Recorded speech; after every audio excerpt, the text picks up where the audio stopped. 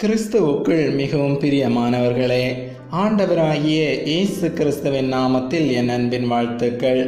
ஆண்டவர் இன்றைக்கு உங்களை பார்த்து சொல்றாங்க.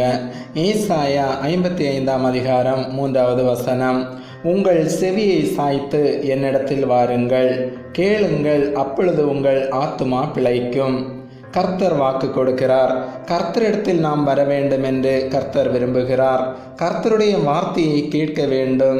தேவைகளுக்கு மட்டும் ஆண்டவரை தேடாமல் கர்த்தரை நாம் முழு மனதோடு நோக்கி கூப்பிட வேண்டும்.